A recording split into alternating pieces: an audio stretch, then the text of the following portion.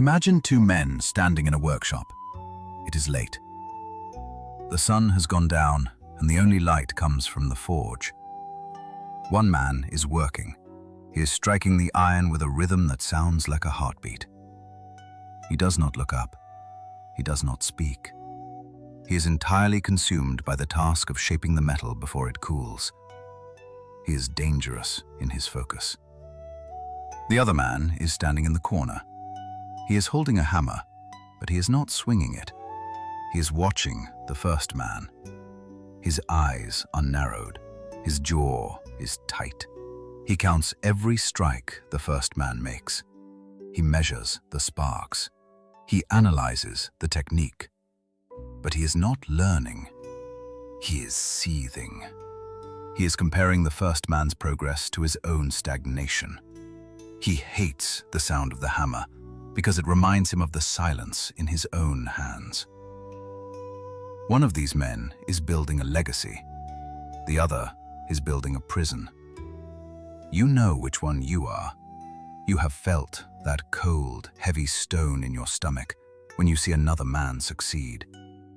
You see his strength, his wealth, or his woman, and for a split second, you do not feel inspired. You feel smaller. You feel a flash of malice. You want him to fail, so that you do not have to feel so far behind.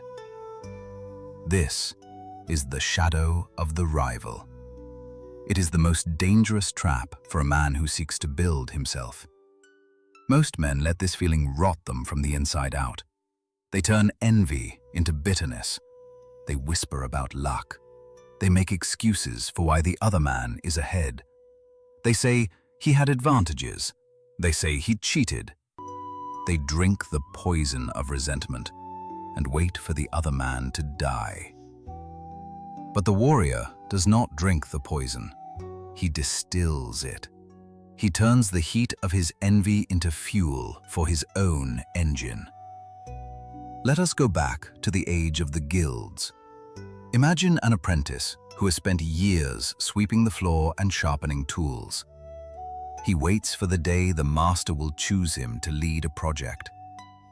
The day comes. The master walks into the room, but he does not call the apprentice's name. He calls the name of the new arrival, the one who smiles more, the one who seems to have a natural talent that the apprentice lacks. The apprentice is humiliated. He stands in the back of the room while the others celebrate the new favorite. That night, he sits alone in the dark. The devil on his shoulder whispers to him. It tells him to sabotage the work. It tells him to steal the plans. It tells him to break the new man's fingers. This is the path of the coward. It is the path of the weak man who tries to drag the world down to his level because he cannot climb. But there is another voice. It is quieter, but it is harder. It is the voice of the code. The apprentice realizes something profound. The pain he feels is not a verdict on his worth. It is a signal. The envy is telling him exactly what he values. He does not hate the other man. He hates the gap between his current self and his potential. He decides not to break the rival. He decides to use him. The rival becomes his pacer. Every time the rival strikes the iron, the apprentice strikes it twice. Every hour the rival sleeps, the apprentice studies. He stops looking for the master's approval and starts looking for the mastery itself. He realizes that the rival is not the enemy. The rival is the standard, and standards are meant to be surpassed. You must understand the physics of envy. Envy is simply energy without direction. It is a desire for a result without the commitment to the process. When you look at the man who is ahead of you, you are seeing the tip of the iceberg. You see the trophy. You do not see the years of invisible war he fought against himself. You do not see the mornings he woke up in pain. You do not see the sacrifices he made while you were seeking comfort. When you envy the result without respecting the cost, You are acting like a child. You want the gold without the dragon. This is why you are bitter. You feel entitled to a reward you have not purchased with your own blood and time. The code demands that you kill this entitlement. You must look at your rival and see him not as a threat, but as a map. If you envy a man's physique, it is because your soul is screaming for strength. If you envy a man's freedom, it is because you have allowed yourself to be enslaved. Do not suppress the envy. Do not pretend to be a monk who wants nothing. That is a lie.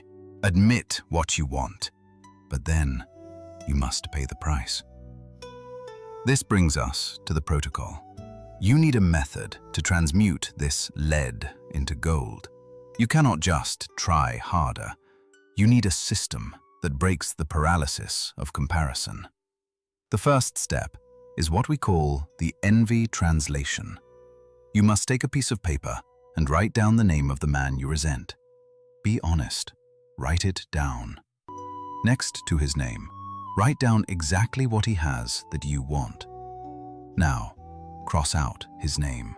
Cross out the object of desire. Underneath it, write the action required to get it.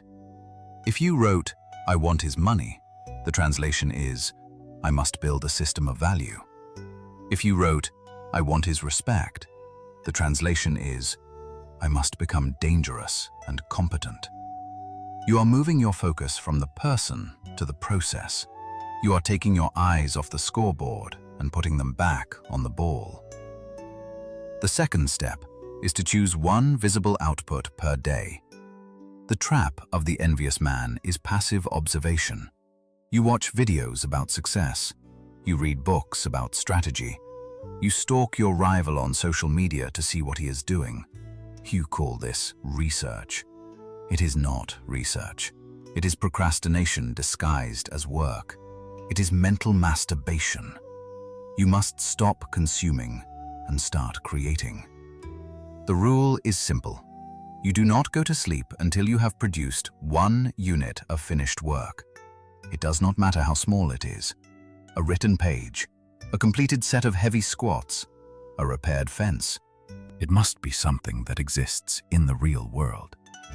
The rival is ahead of you because he stacks bricks every day, while you stack thoughts. Start stacking bricks. The third step is to limit your comparison window.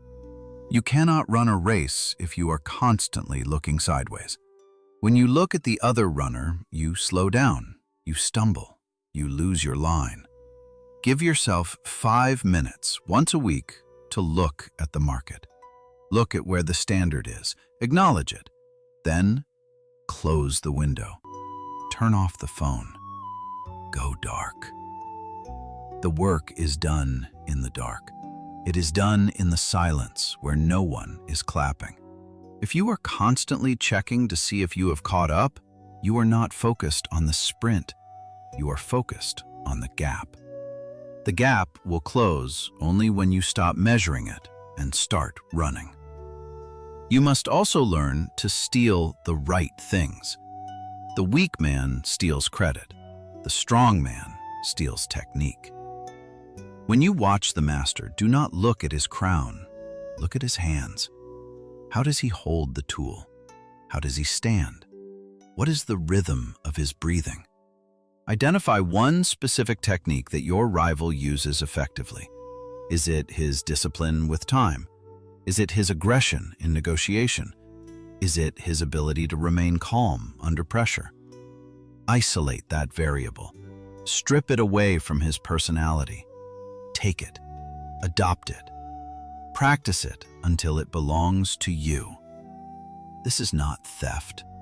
This is the ancient way of the student. You honor the rival by learning from him, even if you never speak a word to him.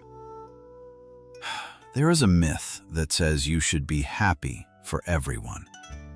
This is a nice idea for a peaceful world, but you do not live in a peaceful world. You live in a competitive hierarchy. It is natural to feel the sting of being second best. Do not lie to yourself and say it does not matter. It matters. The pain of losing is a gift. It is nature's way of telling you that you are too comfortable. However, there is a difference between competitive drive and toxic obsession. Obsession is when you want him to lose. Drive is when you want yourself to win. If your rival fell down tomorrow and broke his leg, you would still be exactly where you are. His failure does not make you stronger. His poverty does not make you rich. Understanding this is the key to liberation. You are not fighting him. You are fighting the gravity of your own mediocrity. You must realize that the rival is likely not thinking about you at all. He is too busy working. While you are analyzing his life, he is living it. While you are critiquing his form, he is lifting the weight.